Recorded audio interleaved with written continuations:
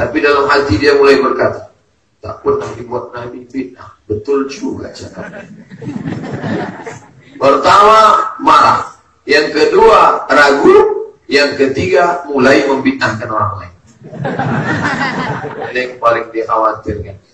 Oleh sebab itu, kalau kita tidak yakin bahwa yang kita lakukan ini benar, maka kita akan goncang. Maka didirikanlah pesantren Al-Mustafawiyah ini supaya orang beriman itu berakar tunggal ke bawah, berpucuk ke atas. Kalaupun patah dia kena angin kencang, tak tercabut akarnya. Karena ada yang sekarang ini tak berakar ke bawah, tak berpucuk ke atas. Kemana air deras, ke situ dia hanyut. Apa namanya? Enceng gondok. Layau. Kemana tak berakar. Maka didirikanlah ma'had ini supaya teguh dalam Ahlus Sunnah wal Jamaah. Akidahnya Asy'ari, fikihnya Syafi'i, tasawufnya Junaid al-Baghdadi dan Abu Hamid al-Ghazali. Akidahnya Asy'ari, ad-Dasuqi ala Ummil Barahin, fikihnya Syafi'i dari mulai bawah sampailah puncaknya. Kemudian tasawufnya Ihya Ulumuddin Imam Abu Hamid al-Ghazali. Nah, ini yang harus dipegang oleh santri-santri sekalian. Karena sekarang banyak orang pandai menulis skripsi 100 halaman, tesis 200 halaman, disertasi doktor 300 halaman, semuanya copy paste dari Google. Kopi, tebal, ACC, doktor, selesai. Disuruh dari mana ini kau dapat, tak bisa menunjukkan kitabnya. Maka bersyukur kepada Allah, ma'had ini masih tegak berdiri, pimpinan-pimpinannya peduli, Bapak Wakil Bupati yang dengan kesibukannya pun datang sholat subuh bersama kita, Kiai, Buya, Ustadz hadir kemari. Dari mulai zaman sampai presiden pernah berkunjung kemari. Nikmat terbesar untuk Mandailing Natal adalah Ma'had Al-Mustafawiyah. Allahu Akbar. Jadi ketika masih ada di pesantren ini, pelajari kitab-kitab itu. Kalau tidak, sesudah keluar nanti banyak yang hanyut. Orang kalau sudah hanyut, jangankan batang galah, rumput yang lapuk pun dia tarik, karena dia hanyut. Maka kuasai kitab-kitab ini, pelajari. Terkait tentang kaidah tadi, kalau tidak dibuat Nabi bid'ah, mari kita tengok bagaimana ulama memahami apakah mesti disyaratkan perbuatan Nabi. Nabi bersama sahabat sholat, Allahu Akbar. Sahabat di belakang membaca iftitah, Allahu Akbar kabira walhamdulillahi katsira wa subhanallahi bukratan wa asila. Itu tak pernah diajarkan Nabi, tak pernah diamalkan Nabi, tak pernah dibuat Nabi. Selesai sholat bertanya, siapa tadi? Manil qail? Siapa yang Akbar kabira tadi? Angkat tangan sahabat. Ana, aku yang membaca doa ya Rasulullah.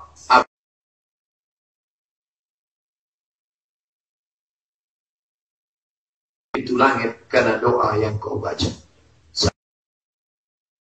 Kalau tidak dibuat Nabi bid'ah, tentu jawaban Nabi lain. Saya membaca doa itu tadi, aku ya Rasulullah, terbuka pintu-pintu neraka karena kau membaca doa. Itu menunjukkan kaidah kalau tidak dibuat Nabi batil, maka ini membid'ahkan orang. Padahal tak pernah dibuat Nabi. Lalu orang menjawab, itu kan hadis takriri, perbuatan sahabat yang dibetulkan oleh Nabi. Perbuatan sahabat yang dibenarkan oleh Nabi, takriri namanya. Dia menjadi takriri sesudah Nabi bertanya itu. Sebelum Nabi bertanya, apa namanya? Dia mengamalkan tiap hari, tiap sholat dibacanya, dan dia tak pernah mengkonsultasikannya ke Nabi. Tak pernah dia tanya, ya Rasulullah, ada doa yang baru kubuat ini, cocok apa tidak menurut engkau? Apa bunyinya? Allahu Akbar kabira, walhamdulillah katsira, wa subhanallah bukratan wa asila. Mantap apa tidak doanya? Dia tidak pernah bertanya itu dan dia tidak khawatir perbuatan itu bid'ah. Itu menunjukkan bahwa perbuatan itu tidak disyaratkan mesti fi'li. Contoh kasus pertama, kalau dipakailah kaedah tadi, kalau tidak dibuat Nabi bid'ah, kalau sudah bid'ah dhalalah, kalau sudah dhalalah finnar, berarti sudah berapa sahabat masuk neraka? Jelas satu sahabat masuk neraka karena pandai-pandai membuat doa Allahu Akbar kabira. 2. Sami'allahu liman hamidah. Nabi mengajarkan doa Rabbana lakal hamdu bis samawati wal ardi wa ma syi'ta min syai'in ba'du. Tapi ini sahabat lain doanya. Sami'allahu liman hamidah. Dia baca Alhamdulillahilladzi hamdan tayyiban katsiran mubarakan fi. Selesai salat Nabi tanya, "Manil qail?" Siapa tadi yang pandai-memandai membaca doa yang tak pernah kuajarkan itu? Dia angkat tangan, aku yang membaca doa ini ya Rasulullah. Apa kata Rasulullah? Ra'aitu bid'an wa thalathina malakan yabtadirun. Aku tengok 39 malaikat berlomba-lomba turun dari langit ingin mencatat doa yang kau baca tadi. Padahal tak pernah diajarkan Nabi. Andai dipakai kaedah, kalau tidak dibuat Nabi bid'ah, maka tentu ucapan lain. Siapa yang pandai-pandai membaca doa dengan kasih lembar kafi dari tak pernah kuajarkan. Ustaz yang mencabut nyawa, kau pandai-pandai membuat doa yang tak pernah kuajarkan. Kalau dipakai kaedah tadi, kalau tidak dibuat Nabi bid'ah, sudah berapa sahabat masuk neraka gara-gara kaedah? 2 sahabat masuk neraka. Padahal tiap hari kita berkata, kalau sudah disebut nama sahabat radhiyallahu anhu, tiba-tiba ada ini orang sahabat Nabi, berkawan dengan Nabi, man laqiyan nabiyya, berjumpa dengan Nabi, wa amana bihi, beriman dengan Nabi, wa mata 'ala al-Islam, mati dalam keadaan Islam, radhiyallahu anhu. Sepakat seluruh ahlu sunnah wal jamaah, kullu sahabati udul, semua sahabat itu adil. Berbeda dengan Syiah yang takfirus sahabat, mengkafirkan sahabat. 3. Sahabat Nabi SAW diutus perang. Nabi kalau mengutus sahabat perang, ada yang menjadi panglima perang, amir namanya, ada yang menjadi imam sholat. Imamnya ini lain. Sebelum membaca ayat, dibacanya dulu Qul huwallah waladhdallin amin. Qul huwallahu ahad Allahus samad lam yalid wa lam yulad wa lam yakul lahu kufuwan ahad. Habis itu baru dibacanya ayat panjang. Setiap salat begitu. Selesai perang dilaporkan ke Nabi, ya Rasulullah, ini imam kami ini melakukan yang tak pernah kau buat. Setiap selesai baca Fatihah dibacanya Qul huwallah, baru dia baca ayat panjang. Coba tanya dia, kata Nabi, kenapa itu dia lakukan? Fulan imam, kenapa kau baca Qul huwallah sebelum baca ayat panjang? Kata dia menjawab, inni uhibbuhu, aku cinta pada Qul huwallah. Sampaikan ke Nabi, ya Rasulullah, kata dia cinta kepada Qul huwallah. Apa kata Rasulullah? Sampaikan kepada dia, hubbuka iyyahu adkhalakal jannah. Cintamu kepada Qul huwallah membuat engkau masuk surga. Seandainya pakai kaedah tadi, kalau tidak dibuat Nabi bid'ah, berarti satu sahabat sudah melakukan bid'ah karena pandai-pandai menyusun Qul huwallah dulu baru ayat panjang. Murni ijtihad sahabat, dan dia tak tanya-tanya Nabi dulu, dilakukannya saja, dan dia tak khawatir itu membuat dia masuk ke dalam neraka. 4. Ini dibalik pula.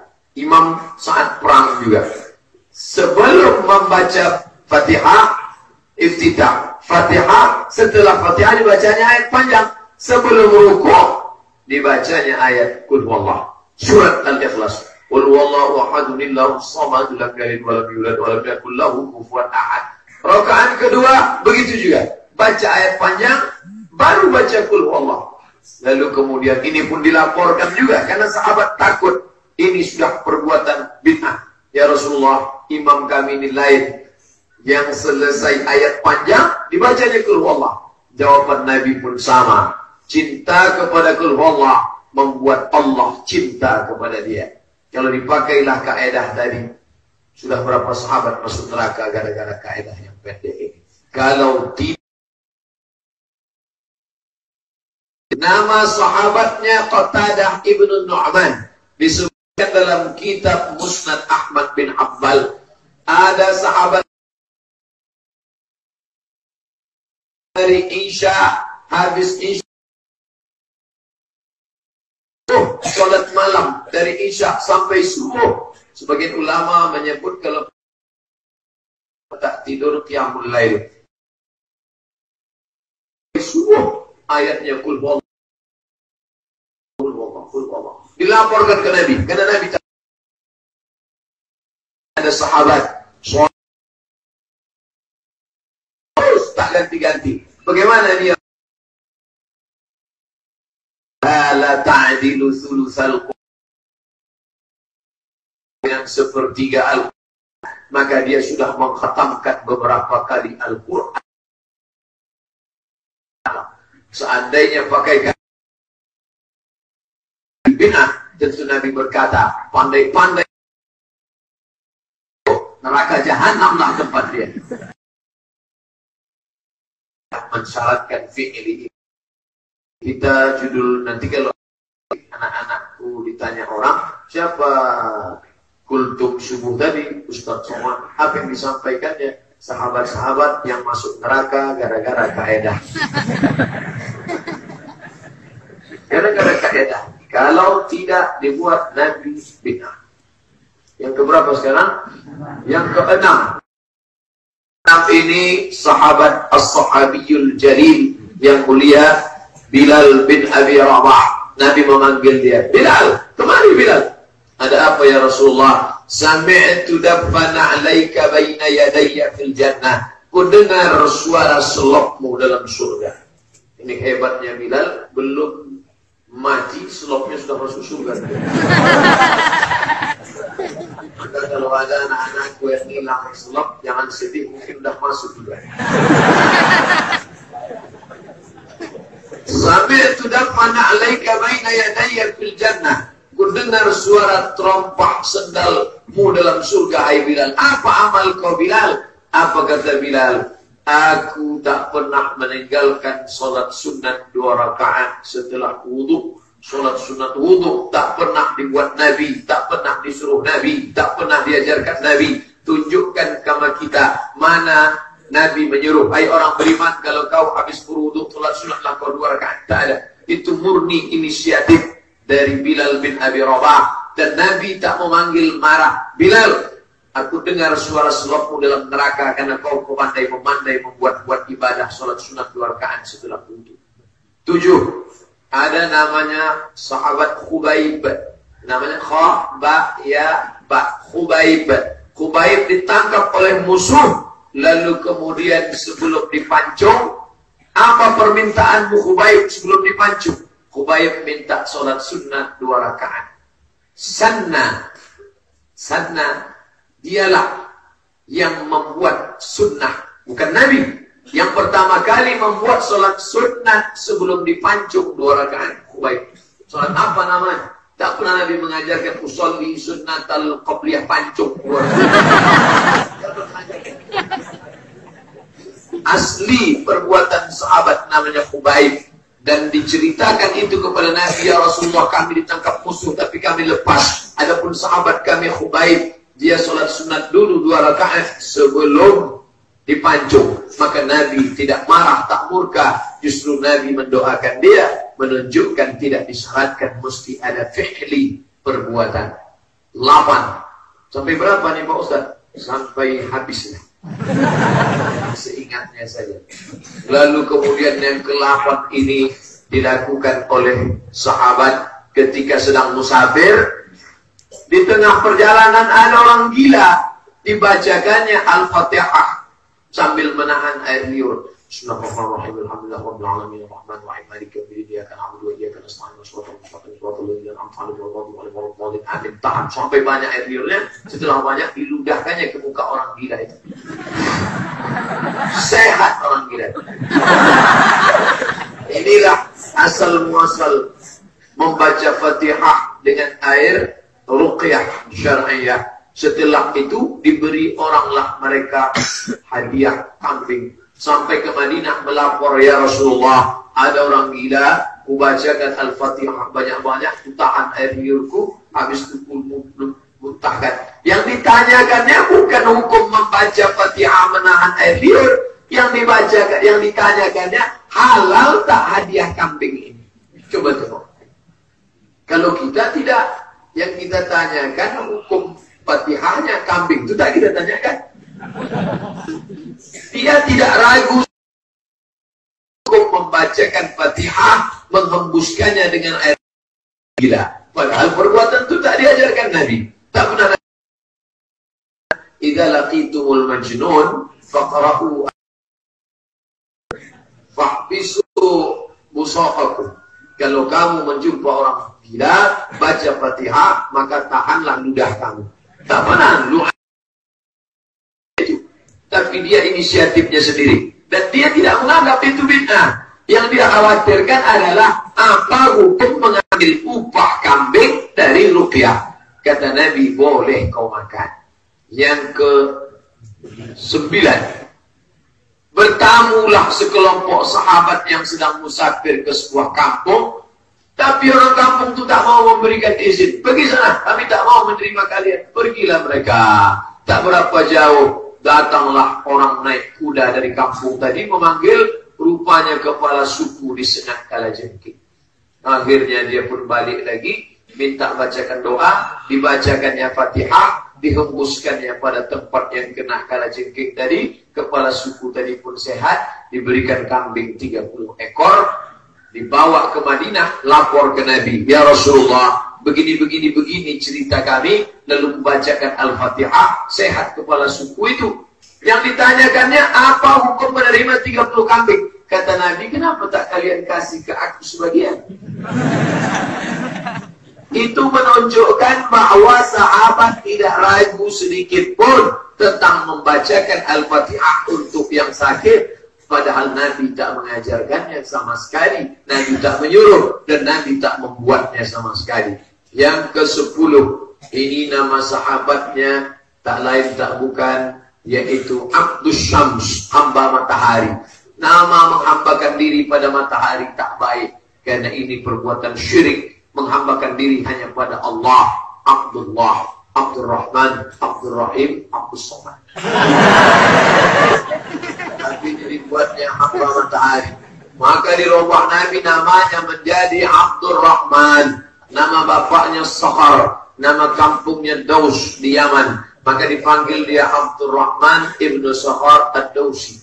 Tapi karena selalu membawa kucing, Nabi panggil dia ya Abahir, wahai bapak kucing, kucing kecil Hurairah, ya Aba Hurairah. Abu Hurairah sebelum tidur malam bertasbih alfa uqdah, alfun 1000, alfani 2, alfa uqdah 2000 simpul. Disimpulnya tadi 2000, setelah simpul dari 2000, sebelum tidur malam dipetiknya subhanallah, subhanallah, subhanallah, subhanallah sampai 2000 kali, barulah dia tidur malam. Itu tak pernah diajarkan Nabi. Tak pernah Nabi mengajarkan, hai orang beriman, sebelum kau tidur malam, kau ambillah tadi, kau buat 2000 simpul, barulah kau simpul 2000, habis itu barulah kau tidur. Tak ada. Maka kalau dipakai kaedah, kalau tidak dibuat Nabi bid'ah, maka Abu Hurairah yang meriwayatkan 5374 hadis itu berarti masuk neraka karena pandai-pandai membuat tasbih 2000 kali sebelum tidur malam.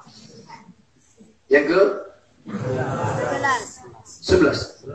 Yang ke 11, dia adalah, ini tidak sahabat Nabi lagi, sudah turun ke bawah, Imam Ahmad ibnu Hanbal. Imam Ahmad bin Hanbal punya anak laki-laki namanya Abdullah. Maka kalau ketemu nama Abdullah dalam kitab Musnad Ahmad bin Hanbal, an Abdillah an abihi, atau qala Abdullah an abi, itu menunjukkan Abdullah anak Ahmad bin Hanbal dari bapakku. Ditanya orang lah si Abdullah, hai Abdullah anak Ahmad bin Hanbal, ya, berapa rakaat solat bapakmu sehari semalam?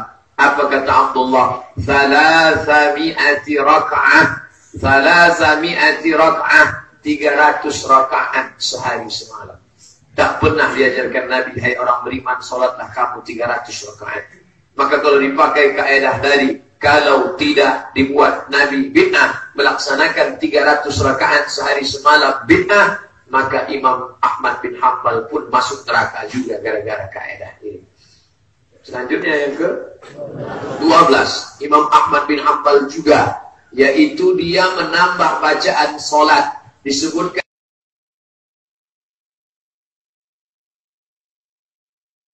Muhammad bin Idris Asy-Syafi'i. Apa kata Ahmad bin Hanbal? Da'autu lisy-Syafi'i fi salati 40 sanah. Aku mendoakan Imam Syafi'i dalam salatku selama 40 tahun. Fi salati, bukan di luar salat, dalam salatku. Apa bacaannya? Allahumma firli wali walidayya wali Muhammad bin Idris Asy-Syafi'i. Dalam salat. Tak pernah dibuat Nabi. Tak pernah Nabi mengajarkan, hai orang beriman, kalau kau salat bacalah doa ini, Rabbi firli wali walidayya wali Muhammad bin Idris Asy-Syafi'i. Mana mungkin Nabi mengajarkan doa untuk Imam Syafi'i, sedang Syafi'i meninggal 241 sesudah Nabi meninggal. Maka doa ini dibuat oleh Imam Ahmad bin Hanbal fi salati, di dalam salatnya. Saya tidak minta anak-anakku mendoakan Ustaz Abdul Somad 40 tahun. 4 kali aja jadinya. Salat zuhur, salat asar, salat maghrib, salat isya. Ya Allah, ampunkanlah Ustaz Somad atas segala kesilapan dan kesalahannya. Di antara salah yang jelas, macet membaca ayat salat rakaat pertama. Saya di mana-mana tak mau jadi imam. Paham saya kelemahan saya, tapi tadi ayahanda dan guru persilakan, kata orang tak boleh menolak, nanti kualat. Yang di belakang para ananda, hafiz, tuan-tuan guru, itulah error dia. Maafkan kesalahan Ustaz Abdul Somad ya Allah. Selama 40 tahun Imam Ahmad bin Hanbal mendoakan Imam Syafi'i. Seandainya pakai kaedah tadi, kalau tidak dilakukan Nabi bid'ah, maka Ahmad bin Hanbal masuk neraka 2 kali. Pertama, karena sholat 300 rakaat.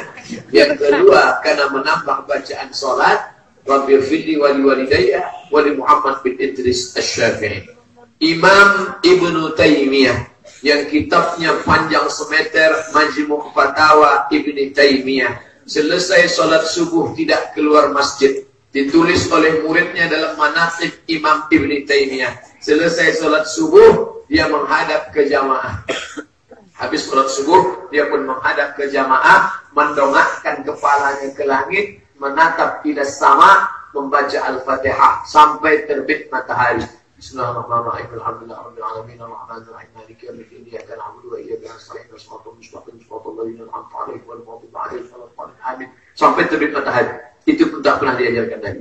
Tak pernah Nabi mengajarkan, hai orang beriman, kalau kau selesai sholat subuh, menghadaplah ke langit, baca Fatihah sampai terbit matahari. Tak pernah. Maka kalau dipakai kaedah tadi, kalau tidak dilakukan Nabi bid'ah, maka Ibnu Taimiyah pun masuk neraka juga gara-gara perbuatan ini. Padahal Ibnu Taimiyah katanya yang paling kuat menentang bid'ah, rupanya dia pun juga pelaku bid'ah menurut orang yang menyusun kaedah ini.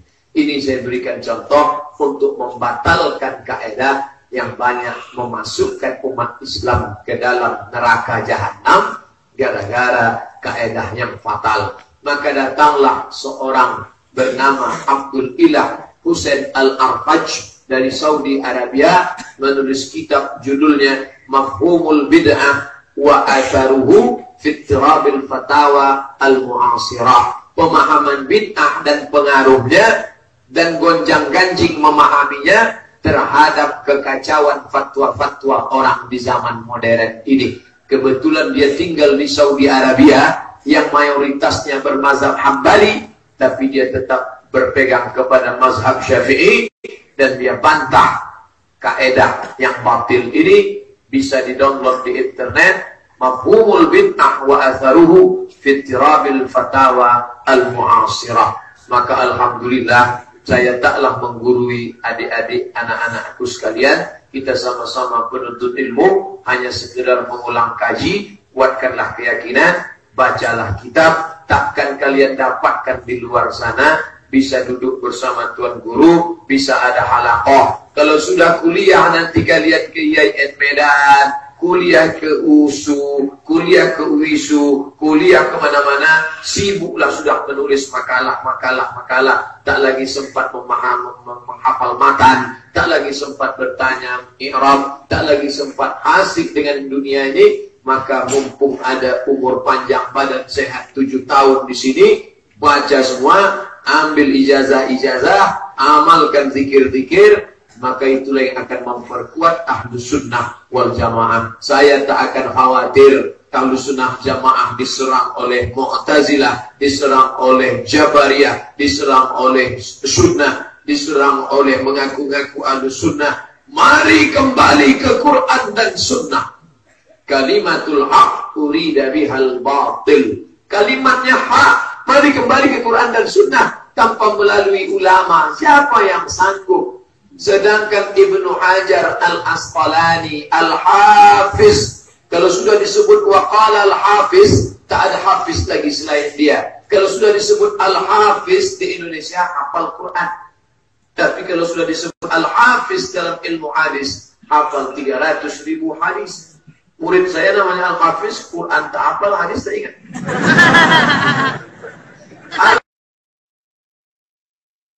Al-Asqalani yang mensyarah Sahih Bukhari, Fathul Bari, syarah Sahih Al-Bukhari, hafiz dalam bidang hadis.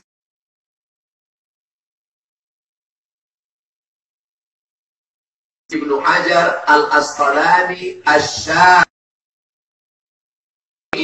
Datang lagi Al-Hafiz, namanya Jalal Abdurrahman As-Suyuti, meninggal tahun 911. Kitabnya dalam bidang berbagai macam, sampai-sampai Ad-Dawud, guruku itu menulis 500 juz'in, 500 juzuk kitab dalam bidang ulumul hadis, selalu dipakai tadribur rawi, syarah taqrib. Tafsirnya kita baca juga di pesantren kita, tafsir Jalalain yang dia tulis bersama Jalalain. Dalam bidang hadis dia Jami' Al-Kabir, Al-Jami', akidahnya ada, akhlaknya ada, syariat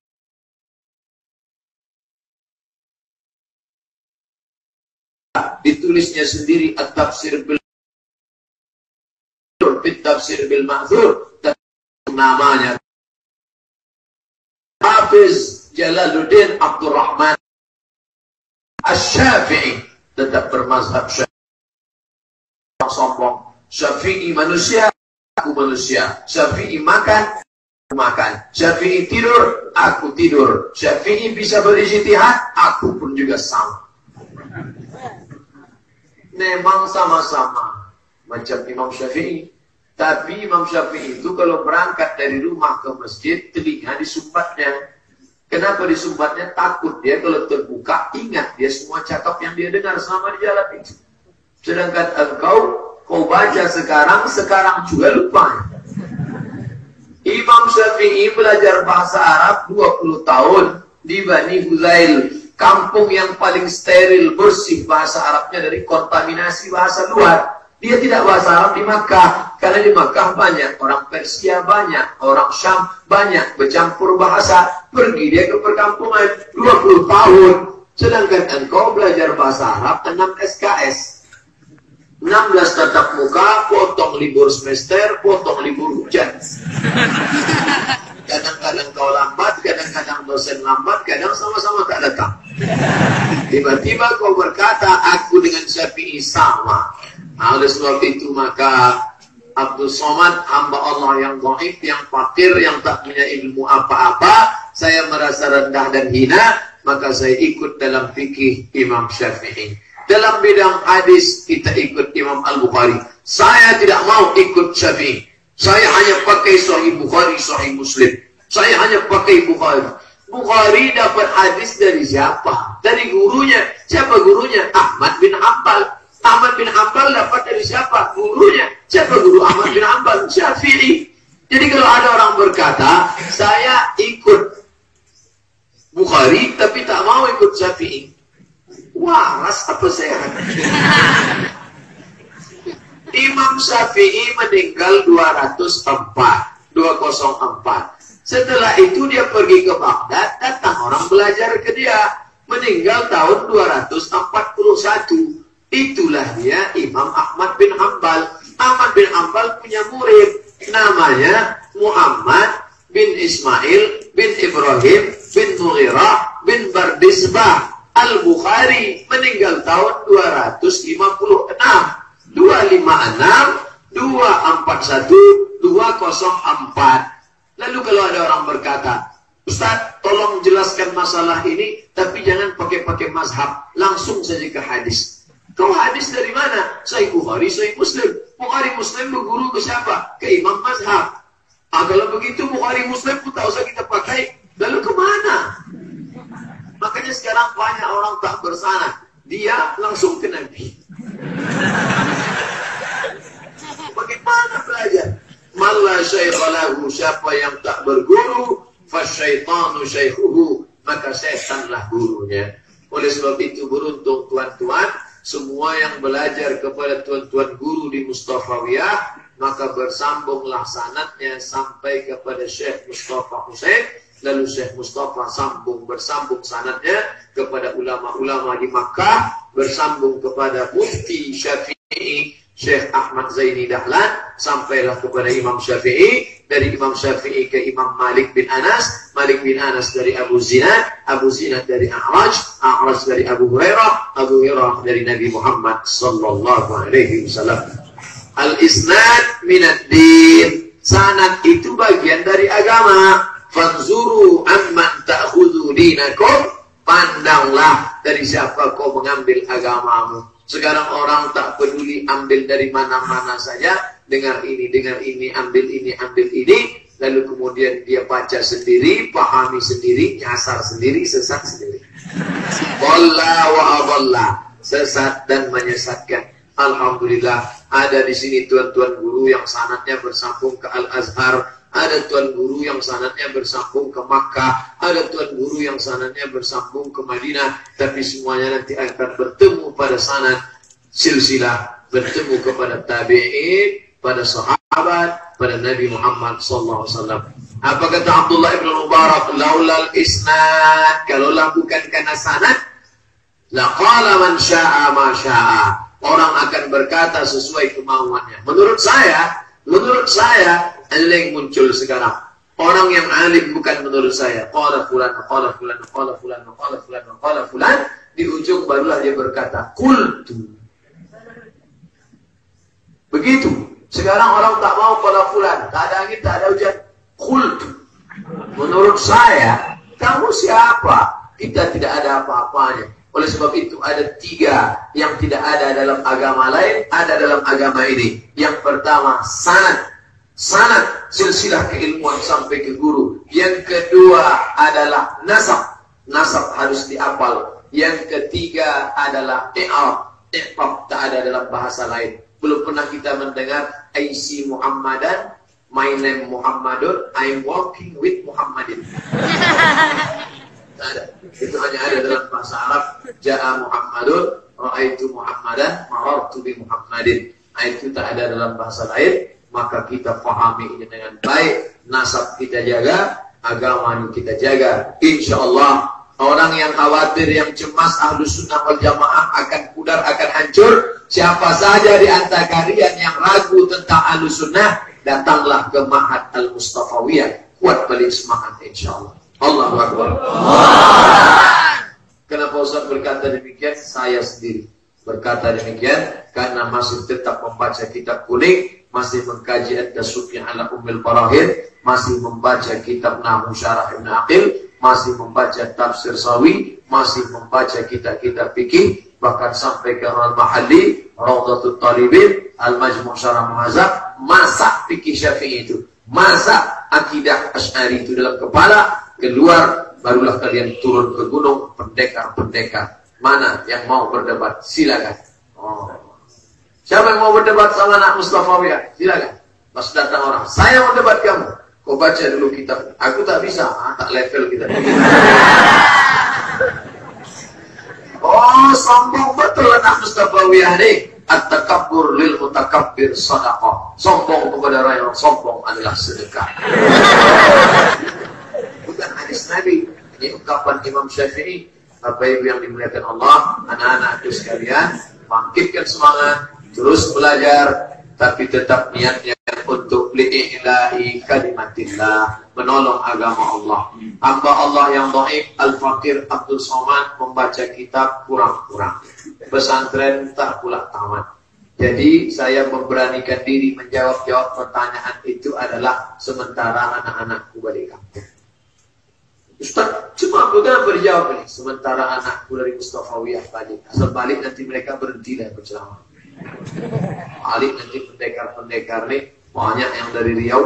Malam tadi waktu ditanya, siapa dari Riau? Ramai yang angkat tangan. Itu semua akan pulang. Akan menolong Ahlus Sunnah wal Jamaah. Mengembangkan lagi kajian-kajian fikih. Tidak lagi, kadang jamaah ini tak juga bisa kita salahkan. Mengapa mereka tak mau datang ke masjid? Karena yang dikaji itu saja. Besok malam sabar. Pengajian Jumat sabar. Pengajian sore wirid Yasin sabar. Tapi kalau balik anak-anak yang baca kitab ini, besok kita membaca syarah Bulughul Maram, yaitu Subulus Salam, syarah Bulughul Maram, khatam. Begitu pesan tuan-tuan guru dulu di Mesir. Balik kalian ke kampung halaman, bukalah kitab halaqah kecil-kecil, awali dari Arba'in Nawawi, setelah itu pindahlah ke Riyadhus Shalihin. Habis itu kalau condong ke hukum, bacakan Bulughul Maram. Kalau condong kalian kepada zikir-zikir, bacakan Al-Azkar. Berawal dari kecil, itulah datang barokah-barokah. Abdul Somad Al-Fakir yang hina-hina hamba Allah tak ada apa-apa, balik ke kampung halaman. Pertama kali diajak ceramah ke masjid, namanya Masjid Akramun Nas. Ustaz, tolong nanti habis subuh satu hadis saja. Ya, macam di Al-Azhar dulu. Bacakan rawi, habis itu makna mufradat, habis itu kalau ada kajian fikihnya bacakan, membacakan aja, jelaskan ke masyarakat. Banyak jamaahnya Ustaz, lebih banyak tiang daripada orang. Terus mengaji. Terus direkam, diupload. Tuan-tuan guru mendoakan, jamaah mendoakan, sampailah kepada sekarang. Balik dari Maroko 2008, sekarang 2018. Alhamdulillah dipertemukan di Mustafawiyah. Saya tak punya sanad ke Mustafawiyah, karena saya tak belajar di Mustafawiyah.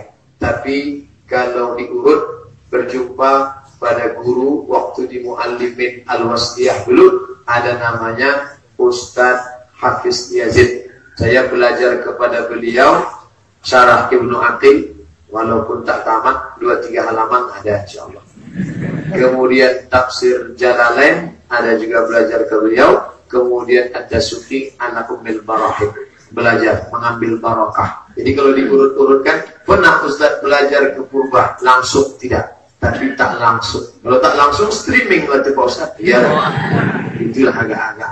Nah, jadi hubungan emosional. Sampailah ke Mesir, berjumpalah dengan abang-abang, abang Ustadz Saifuddin, abang Ustadz Sobirin, abang Ustadz Sulhanuddin Batubara, kemudian abang Jamil Nasution, kemudian banyak sahabat-sahabat. Nah, inilah mengambil manfaat. Dan di Maroko pula, doktor pertama yang mendapat gelar doktor dari Universitas Muhammad V Kerajaan Maroko adalah Ustadz Dr. Torkis Lubis, tamat alumni dari Purba. Nah, jadi kalian tinggal mengikuti tapak-tapak jalan yang sudah mereka rintis, tinggal mengikuti saja. Mau ke Maroko ada doktor tafsir dari mana? Doktor tafsir dari Sudan, Doktor Zuhri, orang Natal, itu juga dari sini. Doktor Torkis bahasa Arab, disertasinya tentang bahasa Indonesia, kata serapan dari bahasa Arab. Serapan, bukan sarapan. Kata-kata Arab yang masuk ke bahasa Indonesia. Itu kajian beliau. Lalu kemudian beliau tidak mendaftar jadi CPNS. Bukan macam saya mendaftar melamar tes. Tidak. Datang rektor Universitas Islam Negeri Malang ke Maroko, untuk menjemput, mengundang, meminta dia menjadi ketua jurusan bahasa Arab. Saking kan hebatnya bahasa Arab. Di mana dia belajar bahasa Arab itu? Bukan di Maroko, di Purbanilah belajar bahasa Arab. Masak matang syair, matan ajrumiyah, kawakib, lalu kemudian imriti, lalu kemudian alfiyah, barulah dia bisa. Bohong besar kalau ada orang bisa membangun bangunan tinggi tanpa fondasi yang kuat. Inilah yang sedang kacau sekarang. Doktor, MA, doktorandus, detail banyak, sertifikat penuh satu koper, tapi fondasi lemah. Akhirnya lahirlah ustadz-ustadz Latin. Ustadz Latin, membaca huruf Latin. Ustadz tak khawatir ustadz-ustadz Latin tersinggung. Nah, orang tersinggung cepat mati. Yang saya sampaikan ini supaya kita makin yakin bisa kul hatu burhanakum in kuntum shadiqin. Tunjukkan tidak ada apa-apanya titel kalau sudah di persaingan. Nanti tengoklah di tengah masyarakat. Ustadz Hafiz Yazid diangkat menjadi komisi fatwa MUI Sumatera Utara. Apa gelarnya dikasih orang? Ustazul Asatis di pengajian Ittihad. Saya tengok di YouTube. Ustazul Asatis, ustadznya para ustadz. Berserak-serak doktor profesor di Medan. Kenapa dia yang dipakai? Hafal dia isi kitab itu, hafal dia jusuknya, hafal dia. Dan saya pula dimaklumkan, Ustadz Somad, ada guru kami di Purba, kitabnya paling banyak. Kalau bicara tidak pernah tanpa dalil, kalau bicara lengkap jusnya, kitabnya, halamannya sekian. Ustadz kami hadir, saya tak mau sebutkan namanya. Segan kita depan orang yang kita sebut nama, tapi bisa saya bersilaturahim itu karena kemuliaan yang diberikan Allah Subhanahu wa Ta'ala.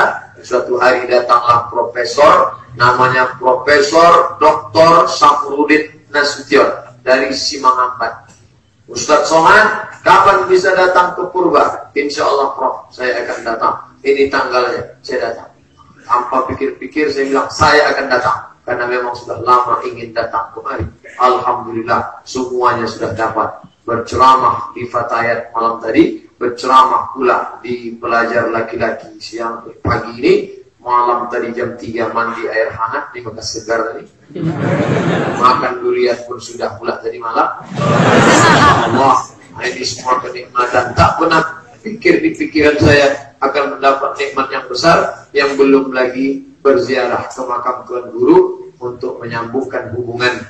Maka berziarah, tak boleh tak berziarah. Maka tadi saya katakan saya akan ziarah setelah selesai sholat, insya Allah. Itulah yang dapat saya sampaikan sebagai kalimat sepatah dua patah kata, walaupun yang sampai beberapa patah. Tentu banyak silap salah dari hamba Allah yang maha. Terima kasih, mohon maaf. Wassalamualaikum warahmatullahi wabarakatuh. Waalaikumsalam.